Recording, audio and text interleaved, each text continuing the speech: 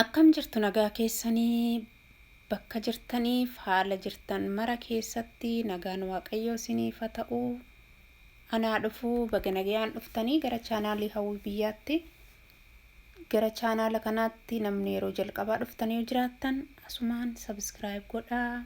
Maatii ta'aa affeerraa kooti. Maatii koo warri taatan immoo anaa dhufuu baga deebitanii dhuftanii. Egaa irraa viidiyoo biraatiin deebi'ee dhufeen jira.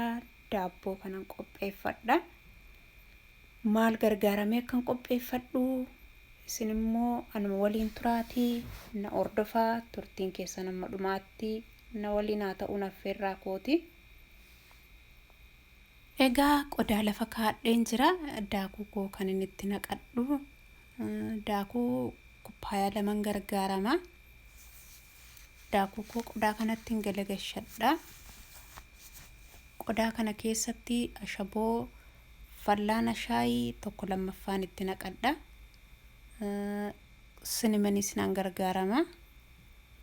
Qarafaa jechuudha. Fal'aana shaayii tokkoof walakkaan gargaarama. Warroota gogaa ta'an as kana keessatti qodaa kanatti walitti naqadha. Paawudariis nan gargaarama.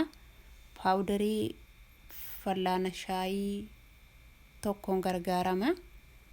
Egaa warroota kana qodaa kana keessatti waliin makadha. Warroota gogaa ta'an waan akka daakuu warroota kana hunda isaanii kana keessatti qodaa kana keessatti erga waliin makadheen booddee gara qopheeffachuutti deebi'a. Dursa kana waliin makadha.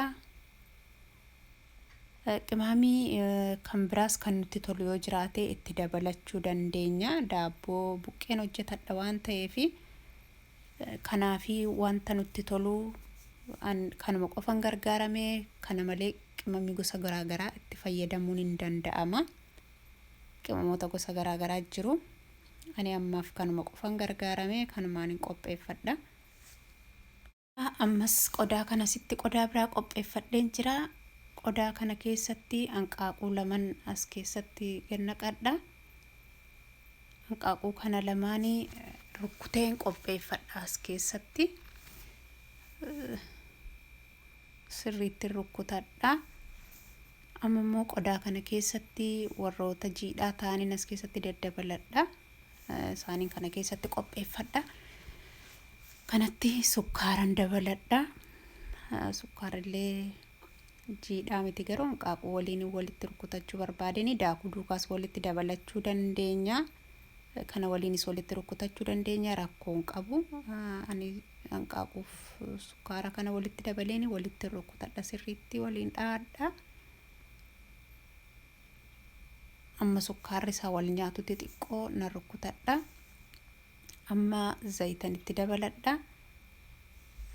Zayita walakkaa kuppaayaan gargaarame. Walakkaa kuppaayaadha kanan itti dabaladhe. Waliin rukkutadha mallee kanasi. Sukkaara kuppaayaa tokko arfaffaan gargaarame. Akka kanatti erga waliin dhaadhee booddee vaniillaan itti dabala. Vaniillaa walakkaa fal'aana shaayiin gargaarama. Fooliif gaariidha. Urgaasaa bareedaa taasisaa. Dhandhamisaallee namatti tola.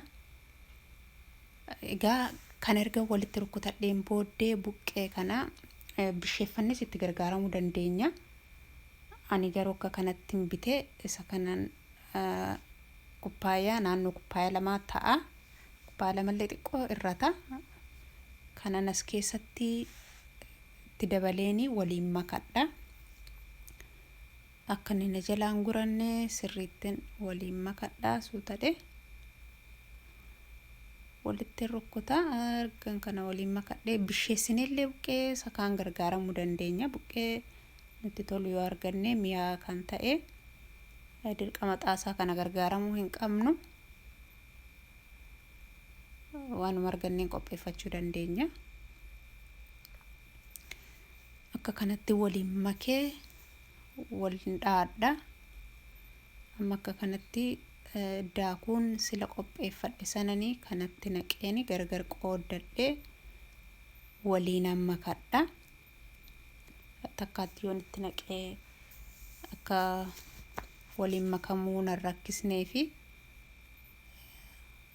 akka kanattiin waliin daakuu sanaaf buqqee kananii waliin makadha. Waliin makeen qopheeffadha. Ammallee saafetti dabaladhee aannan ittiin dabaladha. Aannan kubbaayaa tokko arfaffaadha. Aannan xiqqoo isheetti dabalanna. Hool miilkiin gargaaramanii aannan abbaa makam gargaaramuu dandeenya. Bishaanis gargaaramuun hin danda'ama. Aannanis kan nutti tole gargaaramuu dandeenya. Kan biraallee akka kanatti sirreeffadhee qopheeffachaa jira. Amma waliin makadhee akka kanatti sirreessee qopheeffadheera.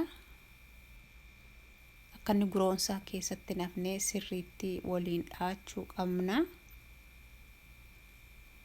Amma akka kanatti waliin makee sirreeffadhee raadheera. Qodaatti galagasheen bisheeffadhan margan akka kanatti sirrateera. Omaallee of keessaan qabu sirriitti rukutameera. Qodaan itti bisheeffadhuttini gadi naqadhaa. Kanaan booda kan xumureera.